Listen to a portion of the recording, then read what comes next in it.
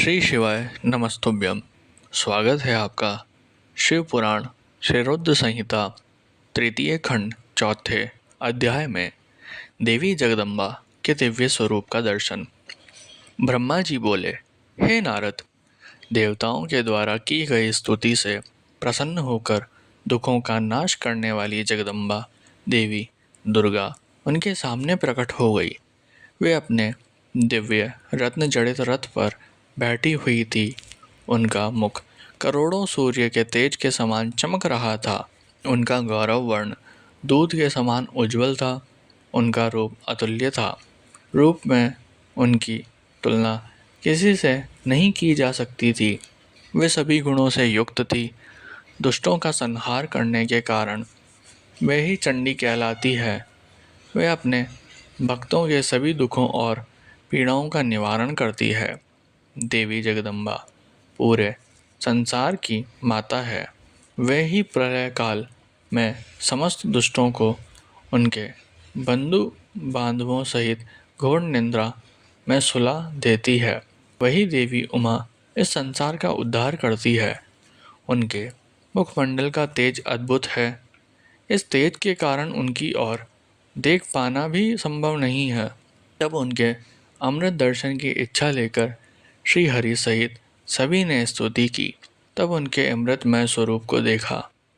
उनके अद्भुत स्वरूप के दर्शनों से सभी देवता आनंदित होकर बोले, हे महादेवी, हे जगदम्बा, हम आपके दास हैं। आपकी शरण में हम बहुत आशा से आए हैं। कृपया करके हमारे आने के उद्देश्य को समझकर हमारे मनोरथ को पूर्ण कीजिए। हे देवी, पहले आप प्रजापति दक्ष की कन्या के रूप में प्रकट होकर रुद्रदेव की पत्नी बनी और ब्रह्मा जी व अन्य देवताओं के दुखों को दूर किया। अपने पिता के यज्ञ में अपने पति का अपमान देखकर स्वेच्छा से अपने शरीर का त्याग कर दिया। इससे रुद्रदेव बड़े दुखी हैं। वे अत्यंत शोकाकुल हो गए हैं। साथ ही आपके यहाँ चले आने से देवताओं की जो इच्छा थी वह भी अधूरी रह गई है।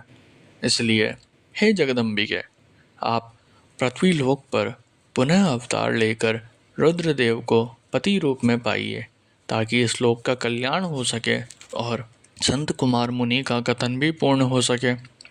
हे भगवती, आप हम सब पर ऐसे ही कृपा करें ताकि हम सभी प्रसन्न हो जाएं तथा महादेव जी भी पुनः सुखी हो जाएं, क्योंकि आपसे वियोग होने के कारण वे अत्यंत दुखी हैं। कृपया करके हमारे सभी कष्टों और दुखों को दूर करें। हे नारद, ऐसा कहकर सभी देवता पुनः भगवती की आराधना करने लगे। तत्पश्चात हाथ जोड़कर चुपचाप खड़े हो गए। तब उनकी अनन्य स्तुति से देवी उमा को बहुत प्रसन्नता हुई।